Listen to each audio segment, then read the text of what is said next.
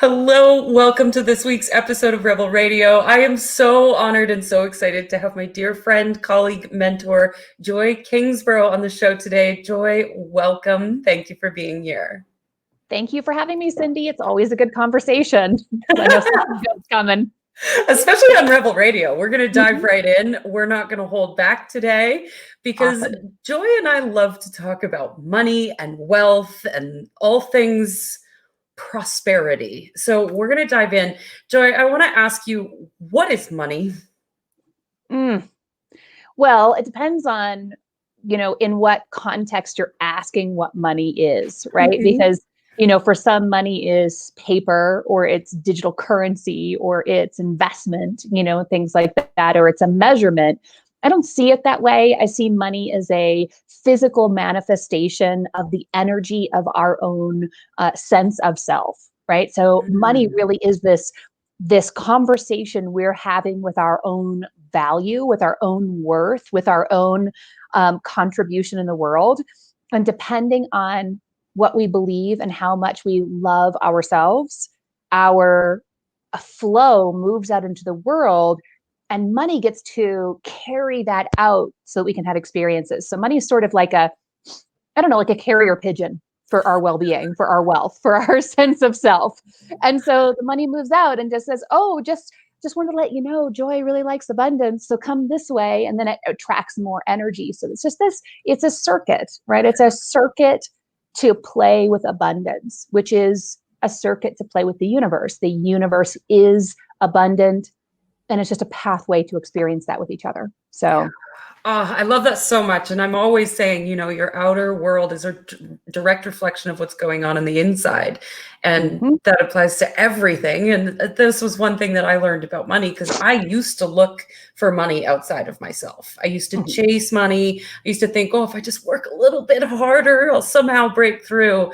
And it took a lot for me to shift that perspective and go, but if I just play more, love more, experience magic more, I make more money. It's weird. But that's a huge leap of faith, because it's the same. And people listening in are like, I don't know, you guys are crazy. Because, but you do sort of have to get to a place where you're like, you know what? Crazy's a lot more fun, and crazy has a lot more money. Yeah. And anyone in this world who has money flowing into their experience, they're a little bit on that side, because they know the truth. Yeah. That money isn't rigid. It isn't logical. It isn't numbers and cents. No. Right? It's something else. And yeah, it's really easy to look to your external world and think that that's real and that's evidence. So we look at our bank accounts and we look at the money in our wallet and we think that that's real. Well, the money in your bank account is just electronic. Like, it's not real. Right. It's a manifestation of what the experience you want to have. Yeah. Right. And so it's always changing. It's always flowing. It's always moving. And if it isn't, then you're selling yourself short, because if your money isn't moving a lot, then you're not experiencing as much with money that you can. Yeah. Right. You're not in the land of possible with it. And that might be okay. There's no right or wrong. I really enjoy the flow of abundance. I enjoy the flow of energy. I love to be in flow. I love to feel the well-being moving through my body, through my bank accounts, through my life, through my relationships. And you can feel when it's not there and it starts to become stagnant. And that's not fun for me. No. So me neither. I like circulation. I think it's really important. Yeah. So the word wealth can be like really triggering for some people. I feel like wealth is a word that nobody really knows the true definition to. And I remember you once shared with me, you just said, close your eyes. What does wealth feel like? Yeah. What does wealth feel like to you? Wealth feels like well-being.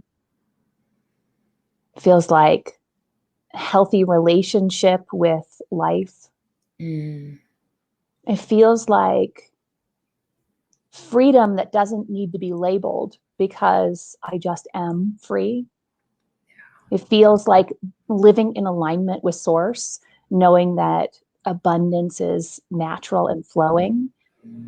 that my desires have a space, right? That I can give witness to the desires that I have within me. That's what it feels like. It feels like my desires belong.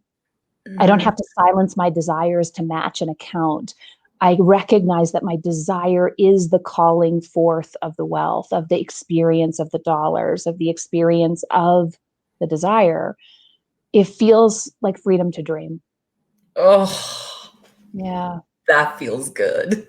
That's Freedom today's to definition. dream. Yeah. Right? Yeah. And it fluctuates. It changes every day, right? Mhm. Yeah. Yeah. Not too long ago, I think it was this last summer, you shared information about the energy of investment. And I would love for you to talk about that because that was so profound for me to listen to that and hear. Because we always think, oh, when you're buying a program or you're like paying for a coach or something like that, we think, oh, money's going out. How am I going to get that return on investment?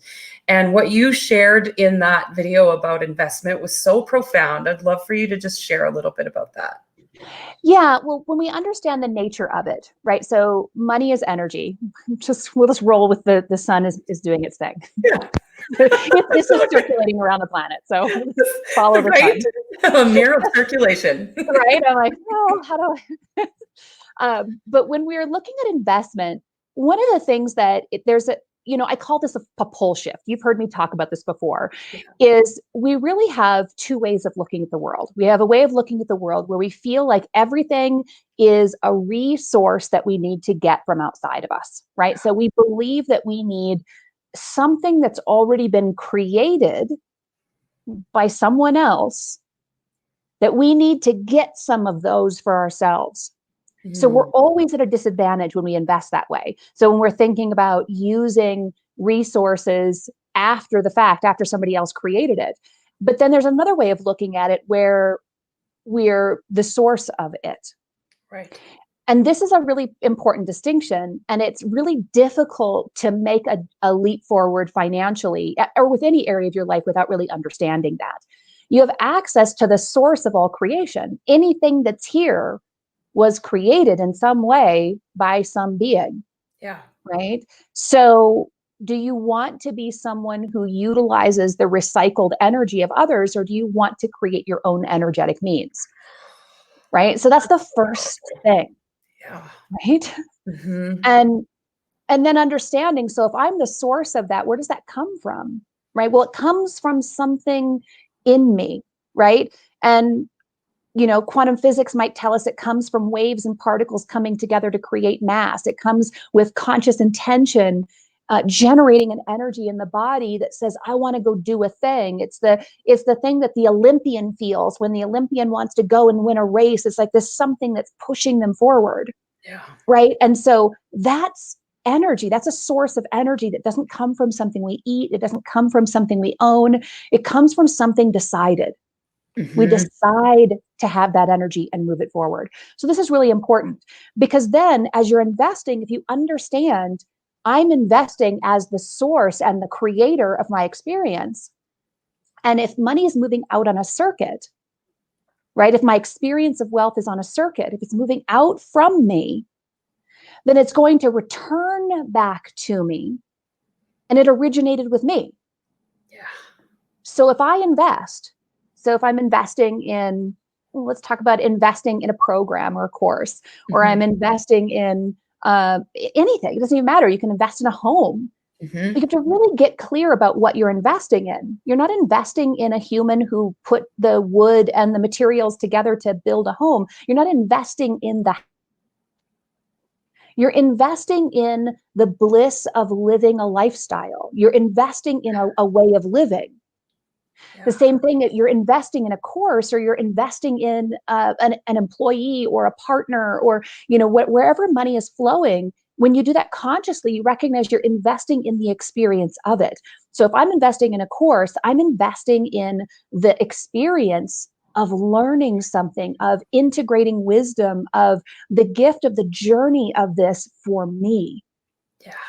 Right? It's the same as a teacher. When I'm putting a program out there, I'm creating a cost, I'm attaching a cost to it because I want to experience two people coming together who are willing to invest in their own expansion and growth. I'm willing to invest in my expansion as a teacher. And I want all of my clients to be willing to expand in their ability to experience wealth, vitality, well-being, expansion, and their own teaching, and to be able to charge in their own businesses. So we're coming together to invest in an experience. No one's giving me money. Yeah. Right? Oh, that's so profound. Nobody's giving me money. Right. No one. I'm creating experiences. People are agreeing to have experiences with me. I'm abundant. Yeah. And you already created that money. Right. It was already mine. It was already the experience that was the dream that moved out into the world. It was already coming to me because it came from me. Right. So the energy moved out, which is the energy of everything. Yeah. Right. So if the energy didn't move out, it wouldn't exist. That's where money came from to begin with, is the energy behind it. And then it gets to return in material form. And then I welcome it home. And you've heard me say this. I tell clients all the time, welcome it home. Yeah. Receive it. Allow yourself to receive your creation. It's like if your kids came home from college and you didn't hug them, that's crazy, right? Like, welcome it home. Yeah, exactly. I always say that too, because in the trainings that I do around wealth and things like that, is I expect my money to walk in the door with flowers and chocolate, and I'm going to run and jump all over it and be like, thank you for being here. And just, yeah, it's that welcoming energy. And I think a lot of us forget to do that. We're really good at either spending or saving money, but we forget about that circuit of it's a relationship. Well, one of the things that we do, and we do this in all relationships, is, and you're familiar with this with your work, right? It's like, as we're thinking about our relationships, we tend to make relationships better than or less than who we are. Right. So our relationship with money, for a lot of people, they make money better than them. They make money more important. It's a creation. It's a creation from you, and you're making it better than you. Right. So you're putting it up on a pedestal. And then for others, it's making it less than you. Yeah. Right? That somehow money is evil or wrong. And it's like, that doesn't compute for me anymore. Once upon a time that computed. Yeah. But it just doesn't compute for me anymore, because it's hard for me to go backwards and not know this is my dream, my desire moving out in energetic form. I'm so in love with the flow of money because of that, because I'm in love with my dreams. Right. Yeah. It's not the love of money. It's the love of your dreams and the life you want to create. And, I always say I love money, but it's not the physical money that I love. It's the experience and the adventures I get to go on. I love that we all came here to contribute. We all came here to create something, to bring something into the world. And money is just a part. It just wants to play with it. It just wants to be a part of that. That's all. I love that so much. So let's dive into current events, because there's been something in the stock market lately that's been happening. And you and I were talking about this before we started this episode, and how exciting it is, and that things are coming undone. So I want to speak to that a little bit for those that are listening that may be a little bit afraid of what's happening, of the unknown, of this thing coming undone. Like, is the whole market going to crash and money's not going to exist anymore? Let's just talk about that a little bit. Well, let me just cut to the chase. It doesn't matter. Yeah. Right. So we'll talk about it and have fun with it. But if you're the creator of it, it doesn't actually matter. Yeah. Because you'll just create something else. There will always be something we use to exchange energy between each other. Yeah. Always. That will never go away. You can actually feel really sure of that. Once upon a time, it was, salt. Once upon a time, there are communities that have tablets underwater that are their money. There are some really interesting ways that we keep track of energy exchange. So don't worry. Exchanging beads, all the things, right? It will be there, even in our times where it feels really scary, because we've got cryptocurrency, we've got all this digital stuff. What's coming undone isn't that. It's not the exchange. It's not the abundance. Abundance can't be undone. Abundance is the truth. So the abundance, the exchange of energy, the circulation of energy, all those things are rock solid. Yeah. Well, they're wave solid. They're wave and particle solid. Yeah. So those things are good. They're stable. What's not stable is control. Mm. And so if you think about this from the perspective of humans as we've been doing work, right? There was the personal development movement. We've been Tony Robbins for a lot of years. We've been doing the things, and we know that in that energy, we have discovered that we don't control anything. Yep. And that eventually control structures fall apart. So the things we're trying to control, we destroy, right? We try to control our family, our partners, our businesses. We try to control these things, try to control our emotions. What happens? They just burst from the seams, right? So we can't control anything. So here we are, stock market, coming undone, the control structures, attempting to do what they always do, which is a huge exchange of wealth right in front of our eyes, making a plan, moving money in a really specific way, making sure that things are short sold so that they can make money off of the destruction of somebody's business. Yeah. It's been happening forever. And if you're in the know, you make a ton of money, right? If you're part of the, whatever, the 1%, whatever that is. So you make a ton of money. Well, that control of the markets, that control of wealth is coming undone. You cannot control wealth. You can't control abundance like that. Right. You can't control that experience. You can't control the knowledge of it. You can't control humanity for very long. Yeah. So people have seen it. The seams are coming undone. People are like, oh, well, we can do that too. Right? You want to play that game? Well, we'll just buy it and we'll do the opposite thing and create this other experience. And then, but what we saw is the control structure have a temper tantrum. Right. And they shut down the markets. They did something so illegal in their haste. Yeah. Right? In their fear of losing control, they did a very public illegal thing. Which exposed it even more. Right. Exactly. So that's, obviously people will be hurt in the process of that. So I'm not excited about any of that. I'm not excited about people losing money or being confused or not understanding. I think the stock market has been deliberately confusing because of this, because you need to be a part of a certain group in order to make certain amounts of wealth. But I think in order to get there, in order to break down some of these control structures, we need this moment, and we need more of them. We need more of these moments in other places, right? This is I think I talked about in my forecast for the year, seeing that the emperor has no clothes. Right? The illusion, yeah. Right? We can see through the illusion, and it's time for us to do that so that we can reclaim our power. Yeah. And not just, and I don't mean like to take down the system, right? Like we don't need to be anarchists to get our power. It's not about that. But it's really recognizing that we can experience anything that we want to experience, but we have to claim it. And the only way that control works is if the controlled are willingly controlled. Right. Yeah. I think what I love about what happened so much was, they say that there's like 80% or something of the people in the stock market are of the lower level investors. And there's those 1% elitists that have the big investments.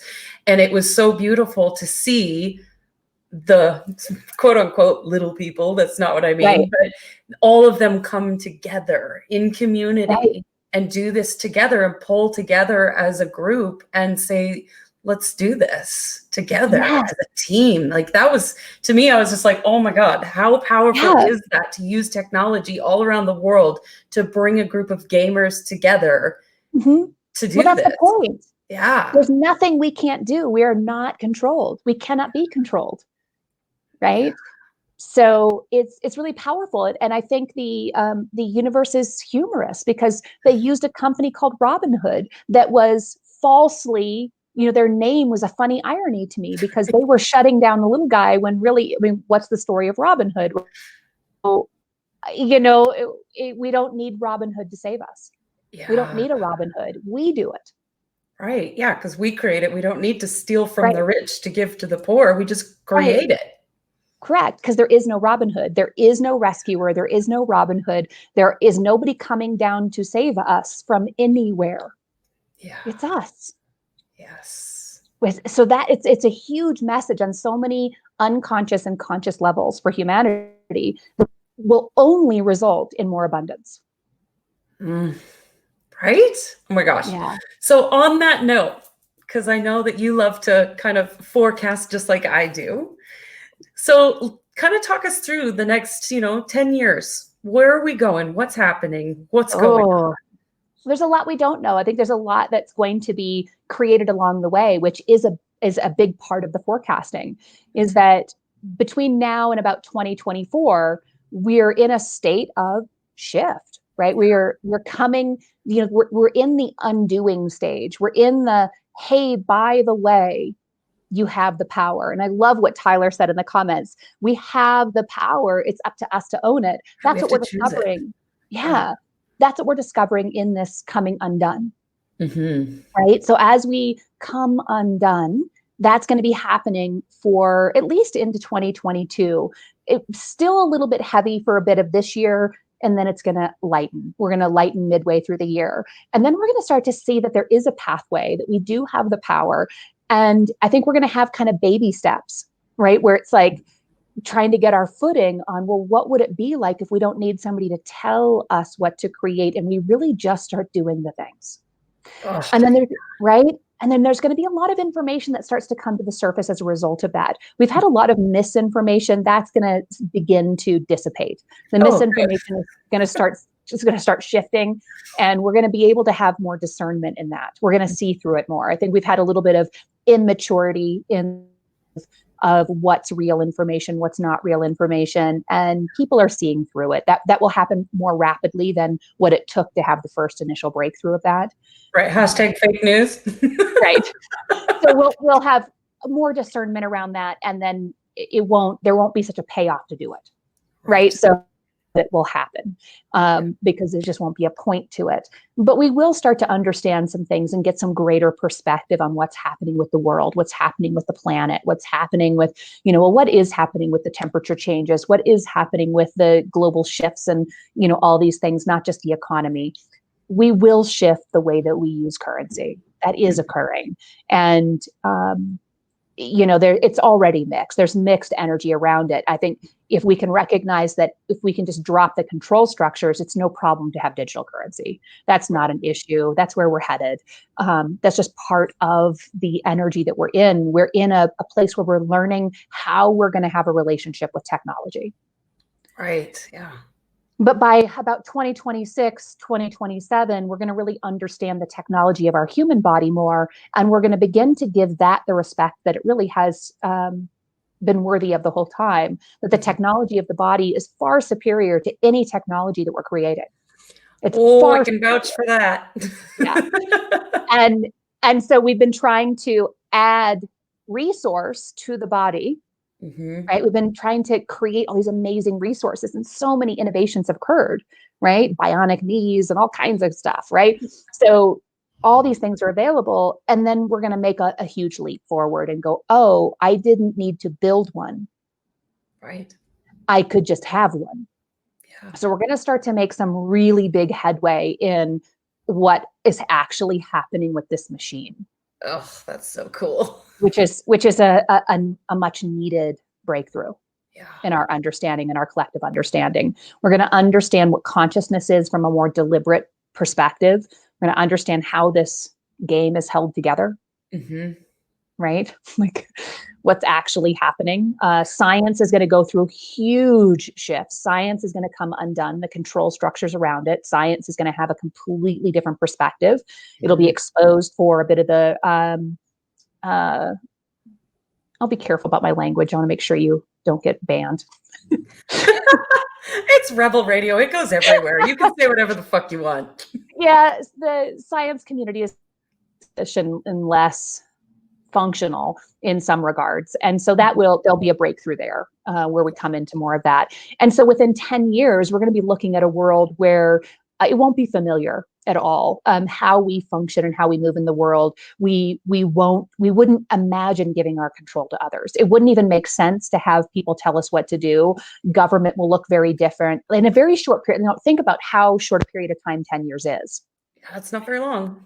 No, and the reason that we're going to feel such an acceleration, at least in what I'm feeling and what I'm experiencing through the work that I do, is that, and then looking at the numbers, of course, as well, is that we've been coming to this. We're at the tail end where acceleration occurs. So there's a natural universal law that when we hit a certain place, we start healing becomes rapid.